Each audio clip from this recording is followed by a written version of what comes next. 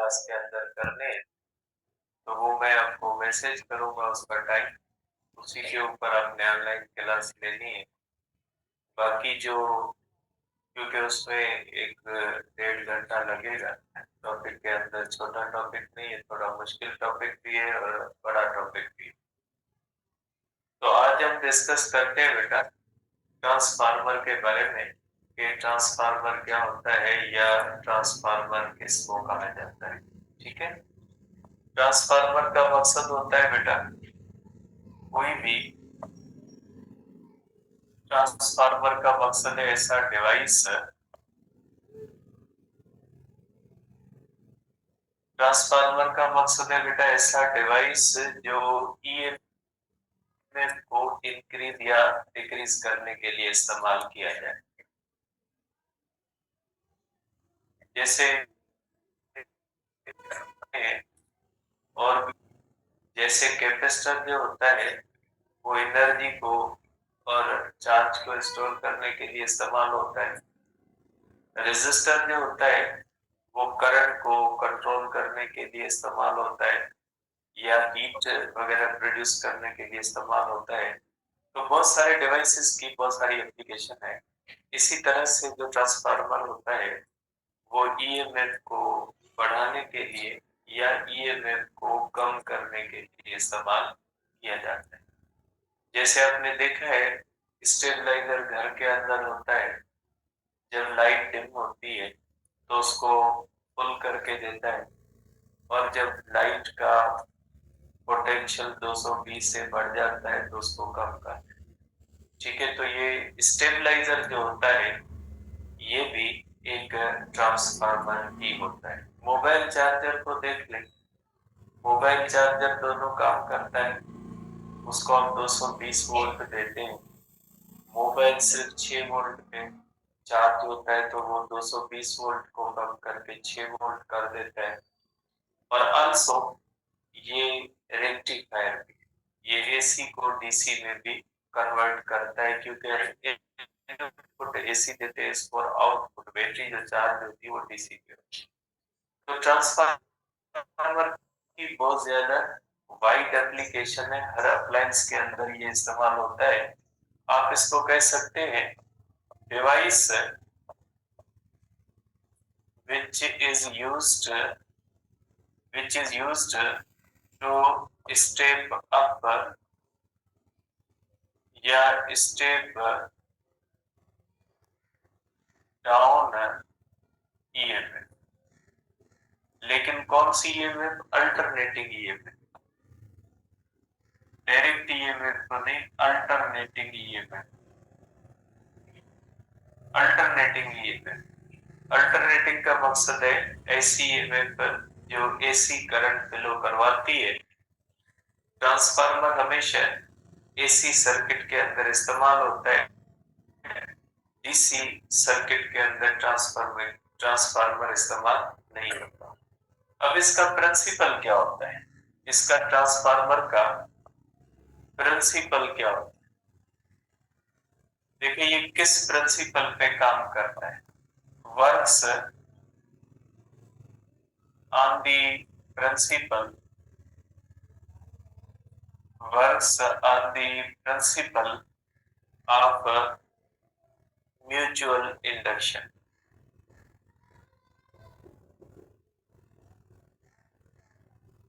ये जो वर्क करता है ये अंदर प्रिंसिपल ऑफ म्यूचुअल इंडक्शन काम करता है।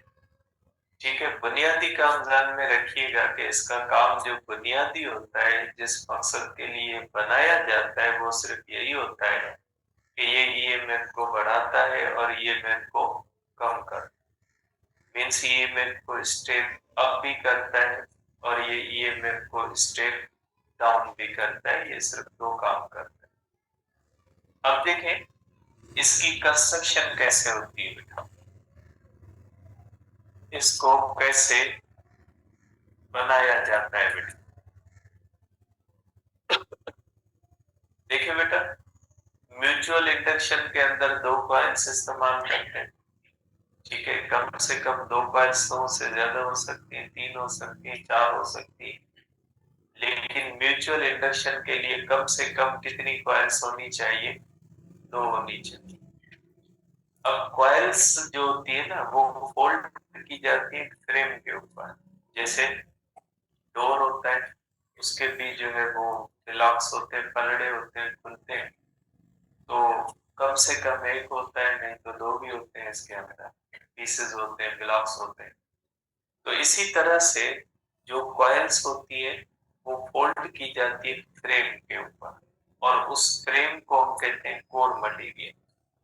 सपोज करें ये इस तरह से इसका फ्रेम होता है, और ये जो फ्रेम होता है इसके बारे में आप कह सकते हैं कि फ्रेम जो होता है ये इस तरह से, एक तो फ्रेम जो बनता है वो हमेशा सॉफ्ट आयरन का बनता है, किसी और चीज का फ्रेम नहीं बना सकते। इसका फ्रेम जो होता है फिक्स है कि ये फ्रेम हम सॉफ्ट आयरन का बनाए। ठीक है, ये जो होता है ये आप कहेंगे इसको हम कहते हैं laminated core material. Laminated core. अब ये लेमिनेटेड का मकसद क्या है? देखें, सपोज करें ये जो दरवाजे का ये अब डोर का कह ले फ्रेम होता है जिसके अंदर ये डोर लगा हो, ये फ्रेम अगर लोहे का बना होता है तो जितना भी थिक हो एक ही पीस लोहे का इस्तेमाल किया जाता है। लकड़ी के भी बनते हैं, अगर ये लकड़ी का बनता है तो जितना भी थिक होता है लकड़ी का एक ही पीस लेके उससे ये डोर बनाया जाता है। लेकिन ये जो इसका फ्रेम होता है ना, ये बड़ा फ्रेम भी होता है, छोटा फ्रेम भी होता है, लेकिन ये हमेशा जो बनाया जाता है वो एक ही जो है वो पीस से नहीं बनाया जाता। अगर ये इतना थिक भी बनाया जाता है ना तो उसकी छोटे छोटे जो है वो आप कह सकते हैं कि पीसेस होते हैं, पीसेस को आपस में जोड़ के बनाया जाता है।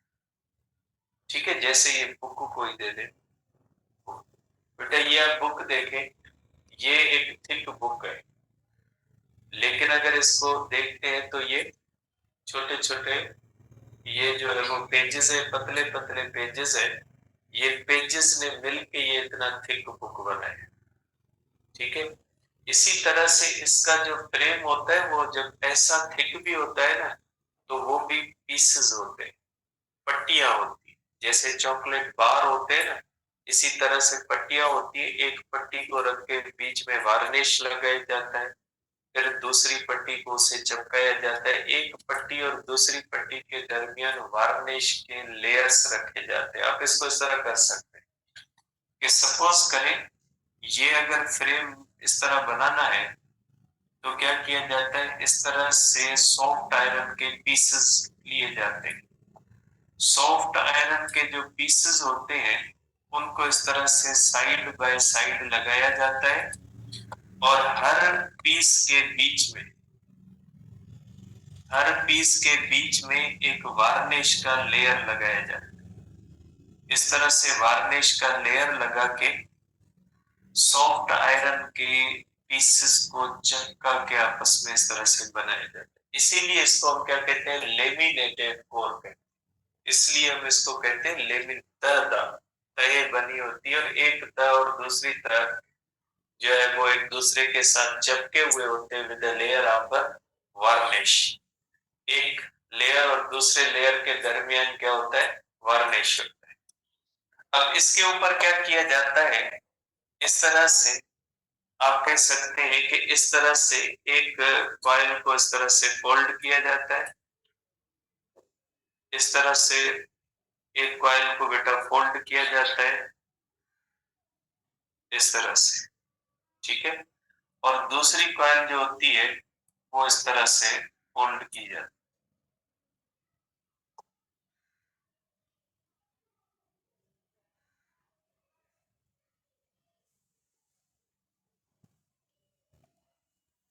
इस तरह से यहाँ पे लोड रेजिस्टेंस दी जाती है, और यहाँ पे इसको AC इनपुट दिया जाता है, क्योंकि म्यूचुअल इंडक्शन के लिए हमेशा जो इनपुट होना चाहिए वो कौन सा होना चाहिए, AC। यहाँ पे AC इनपुट होता है, ठीक है, और यहाँ पे ये लोड रेजिस्टेंस होती है जिसमें आउटपुट लेते हैं। इस तरह से हम एक प्राइमरी कॉइल रखते हैं और ये होती है सेकेंडरी कॉइल, ठीक है। जब इसमें हम करंट देंगे तो इसका फ्लक्स जो होगा, इसका जो फ्लक्स होगा वो इस तरह से कोर मटेरियल से गुजरता हुआ प्राइमरी का फ्लक्स सेकेंडरी में से पास होगा, और ये हेल्प कौन करेगा, ये core material. Core material soft iron का है, और सॉफ्ट आयरन जो होता है वो फेरो मैग्नेटिक मटेरियल होता है, इसलिए फेरो मैग्नेटिक मटेरियल जो होता है वो इजीली प्राइमरी की मैग्नेटिक फील्ड को कहां से पास करवाता है, प्राइमरी की मैग्नेटिक फील्ड को सेकेंडरी से पास करवाता है। और इसके अंदर हमने दिया एसी, एसी दिया है तो ये करंट अपना डायरेक्शन चेंज करेगा, डायरेक्शन चेंज करेगा तो इसमें फ्लक्स क्या होगा, चेंज होगा, फ्लक्स के चेंज होने से इसमें क्या बनेगी, ईएमएफ बनेगी, ठीक है। तो आउटपुट इस कॉइल में लेते हैं, और ये प्रिंसिपल कौन सा होता है हमारे पास, म्यूचुअल इंडक्शन होता है। एक कॉइल के अंदर हम देते हैं और दूसरी कॉइल के अंदर हम लेते हैं, ठीक है। तो ये इस तरह से इसकी कंस्ट्रक्शन होती है। आप कह सकते हैं, इसकी पिक्चर में दिखा देता हूँ, रियल पिक्चर कैसे होती है इसकी, आप देख सकते हैं इसके अंदर।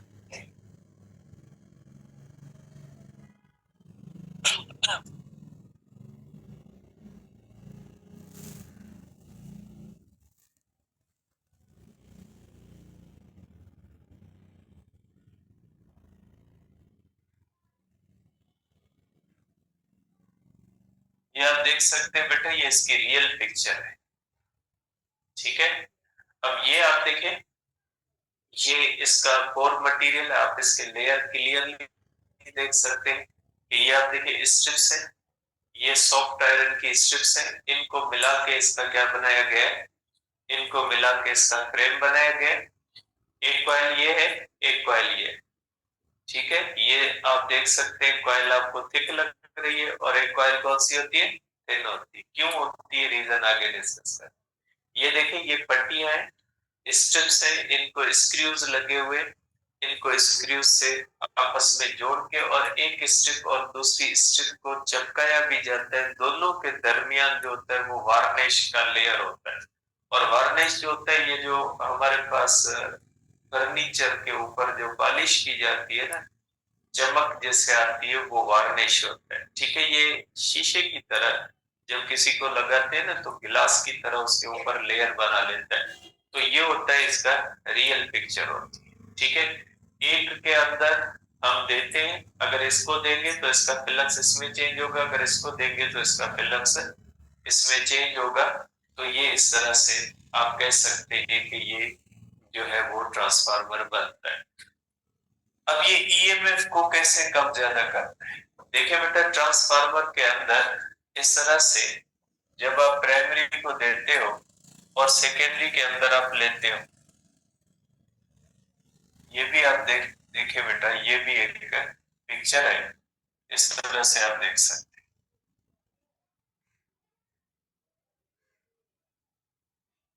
देखिए, ये इसको को इस तरह से अलग से लेयर्स करके दिखाया गया, जबकि ये कौन सी होती है। अब हम प्राइमरी देते हैं बेटा, प्राइमरी के अंदर हम देते हैं इस तरह से, जब प्राइमरी के अंदर हम एसी वोल्टेज देंगे तो इसका फ्लक्स जो होगा वो इस तरह से सेकेंडरी के अंदर चेंज होगा। अब इसके अंदर भी ईएमएफ इंड्यूस होगी, इसके अंदर भी ईएमएफ इंड्यूस होगी, तो हमें बताता है फेराडे का law, EMF in primary coil is equal to minus N delta phi upon delta t होती है, क्योंकि इंड्यूस्ड ईएमएफ जो होती है वो rate of change of flux के बराबर, EMF is minus upon delta t. देखिए दोनों में नंबर ऑफ टर्न्स डिफरेंट हो सकते हैं, लेकिन जो फ्लक्स प्राइमरी में है वही flux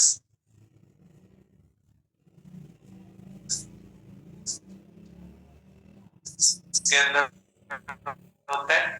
secondary is equal to n in the primary delta phi upon delta t अपन आप कर सकते हैं n in the secondary phi upon delta t। Cancel हो जाएगा, माइनस माइनस में हो जाएगा, तो फार्मूला आपके पास आ जाएगा EMF in primary upon EMF in secondary is equal to number of turns in primary upon number of turns in secondary। ये formula है, ठीक है। अब ये फार्मूला कहता है कि EMF is directly proportional to the number of turns. इसका क्या मतलब है? क्योंकि EMF in primary directly proportional to the number of turns in primary, EMF in secondary is directly proportional to the number of turns in secondary. इसका मतलब क्या है? इसकी बुनियाद पे हम दो ट्रांसफार्मर बनाते हैं, ठीक है। मैं देखता हूं अगर पिक्चर है तो ठीक है, नहीं तो फिर इसको बनाते हैं।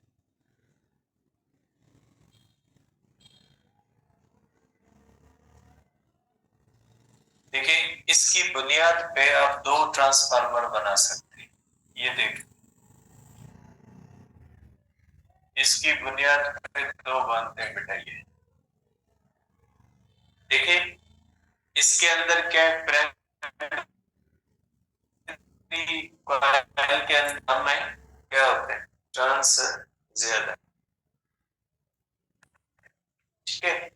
इस ट्रांसफार्मर को हम कहते हैं स्टेप अप, ठीक है। रूल कौन सा होता है? EMF is directly proportional to the number of turns.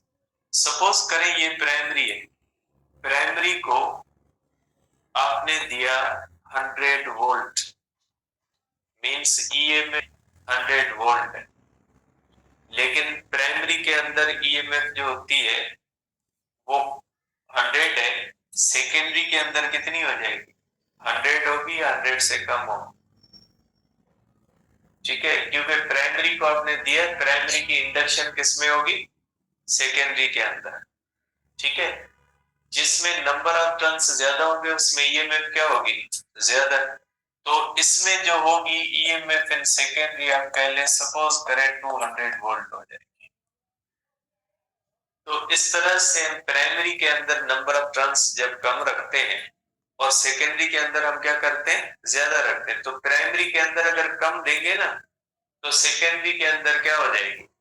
बढ़ जाएगी। जब लाइट डेमो होती है ना 160 या 180 वोल्ट होता है, तो स्टेबलाइजर उसको क्या करके देता है? 220 करके देता है। तो वो स्टेबलाइजर के अंदर दो टर्म्स हैं। स्टेबलाइजर मुख्तलिफ कॉइल्स लगी होती है, अगर वो उसको आप 200 180 दोगे ना तो वो उसको बढ़ा के कितना कर देगा? 220 कर देगा, ठीक है। तो अगर हमें ईएमएफ को बढ़ाना है तो प्राइमरी के अंदर नंबर ऑफ टर्न्स को क्या करना है? कम रखना है, और सेकेंडरी में हमने क्या करना है? ज्यादा। तो ऐसा ट्रांसफार्मर स्टेप अप जो होता है वो इंक्रीजेस ईएमएफ, इंक्रीजेस ईएमएफ, ठीक है। और ये आप अगर देखेंगे तो इसके अंदर देखें, इसको आप कहोगे स्टेप डाउन। ये मोबाइल चार्जर आपका ऐसे ही होता है, प्राइमरी के अंदर ज्यादा टर्न्स होते हैं, सेकेंडरी के अंदर क्या होते हैं? कम। सपोज करें ईएमएफ इन प्राइमरी आप देते हो 200 वोल्ट, तो ईएमएफ इन सेकेंडरी जो होती है वो कितनी हो जाएगी? 100 वोल्ट, कम कर दे। तो ये जो होता है स्टेप डाउन ट्रांसफार्मर क्या करता है? स्टेप डाउन जो होता है ये डिक्रीजेस ईएमएफ। स्टेप डाउन कौन सा काम करता है? ये ईएमएफ को डिक्रीज करता है। स्टेप अप क्या करता है? ईएमएफ को इंक्रीज करता है, और स्टेप डाउन जो होता है वो ईएमएफ को डिक्रीज करता है, ठीक है।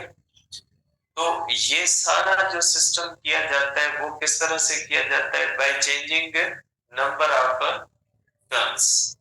अब इसके अंदर आप कर सकते हैं कि number of turns in primary less than number of turns in secondary, EMF in primary less than EMF in secondary. ठीक, और इसके अंदर क्या हो जाएगा, number of turns primary greater than number of turns in secondary और EMF in primary greater than EMF in secondary. यहाँ पे ये दिया हुआ है कि 110 120 वोल्ट है और आउटपुट में कितना है 220 और 240, और इसमें इनपुट में कितना है 220 240 है और आउटपुट में कितना है 110 और 120। अब यहाँ पे इस तरह से इसको यूज किया जाता है ट्रांसफार्मर को स्टेपिंग अप के लिए और स्टेपिंग डाउन के लिए।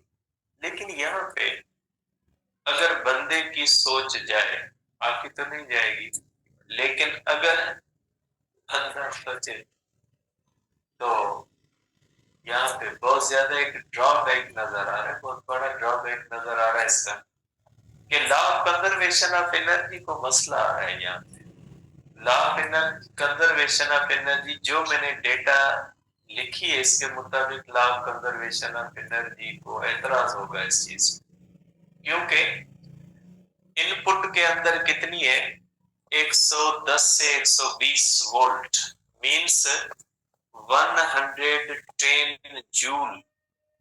110 वोल्ट का मकसद क्या है, हर कूलम के पास कितनी एनर्जी है 100, मींस इनपुट में हर कूलम के पास 110 जूल एनर्जी है।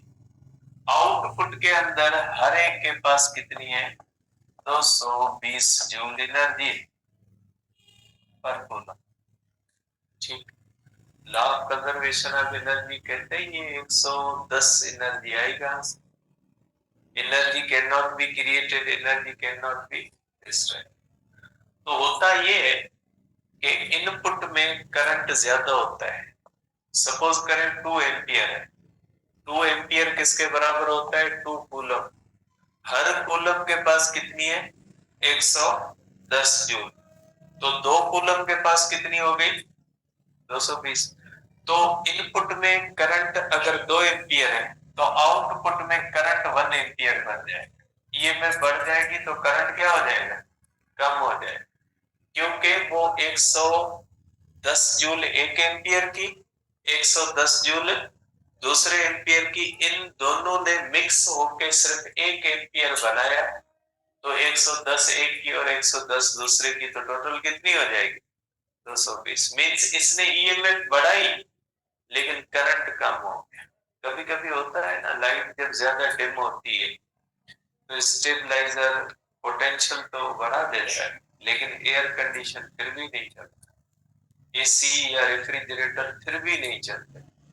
आप देखोगे मीटर के अंदर 220 वोल्ट लगे, अगर लाइट बहुत ज्यादा डिम होगी ना तो जब ईएमएफ बहुत ज्यादा बढ़ानी पड़ेगी स्टेबलाइजर को तो वो करंट को बहुत ज्यादा कम कर देगा। एसी को और रेफ्रिजरेटर वगैरह को सिर्फ पोटेंशियल नहीं चाहिए, करंट भी चाहिए। ठीक है, तो करंट कम होने की वजह से भी फिर नहीं चलते। तो ये होता है कि आप इसके अंदर कहोगे कि इस तरह से आप इसके अंदर लिख सकते हैं कि current in secondary less than current in primary, और इसके अंदर current in secondary greater than हो जाएगा करंट इन प्राइमरी। तो ये जो ट्रांसफार्मर ईएमएफ को बढ़ाता है तो ये करंट को कम कर देता है, अगर ईएमएफ को कम करेगा तो करंट को क्या कर देगा बढ़ा देगा। जैसे यहाँ पे हर कूलम के पास 220 जूल है और आउटपुट में हर कूलम के पास कितनी है 110, में 110 कहाँ जाएगी तो डिस्ट्रॉय नहीं होती। अगर यहाँ पे 1 एम्पियर है तो यहाँ पे कितना बन जाएगा 2 एम्पियर बन जाएगा। ठीक है, तो इस तरह से करंट की जो इंक्रीज डिक्रीज होती है ना वो इस तरह से होती है। ठीक है, अब आप सोचोगे एक और चीज, ओम्स लॉ का फिर क्या बनेगा बेचारे का। ओम्स लॉ कहता है directly proportional to the V, वो कहते हैं जिसमें ज्यादा पोटेंशियल होगा उसमें तो ज्यादा करंट होगा। अब ये अगर इसमें पोटेंशियल ज्यादा है, मैं कहता है इसमें तो करंट कम हो गया। ठीक है, ओम्स लॉ कहता है अगर इस तरह से दो कॉइल्स हैं, ओम्स लॉ कहता है इसको पोटेंशियल बढ़ाओगे तो इसमें करंट बढ़ेगा। ये नहीं कहता कि इसमें ईएमएफ बढ़ेगी, इसमें ईएमएफ कम होगी तो इसमें करंट बढ़ेगा, वो नहीं कहता। ये दो कॉइल्स हैं, देते एक को है और लेते दूसरे को, तो ओम्स लॉ की एक चीज एक की, दूसरी चीज दूसरे की तो नहीं ले सकते ना। ओम्स लॉ सिर्फ एक ही चीज के लिए होता है। ये इंडक्शन का मामला है, ओम्स लॉ को मसला नहीं इधर। ठीक है, तो इस तरह से आप कहेंगे कि ये जो होता है वो इस तरह से ट्रांसफार्मर हम बनाते हैं, बहुत सारे इस्तेमाल करते हैं इसके अंदर। तो ये होता है बेटा, इसकी दो किस्में होती हैं, स्टेप अप होता है और स्टेप डाउन होता है। कल इसकी और भी बहुत सारी चीजें इंशाल्लाह कल डिस्कस करते हैं। कल आपकी क्लास होगी बेटा ऐसी जनरेटर की, दिन के टाइम पे होगी, मैं आपको मैसेज करूंगा।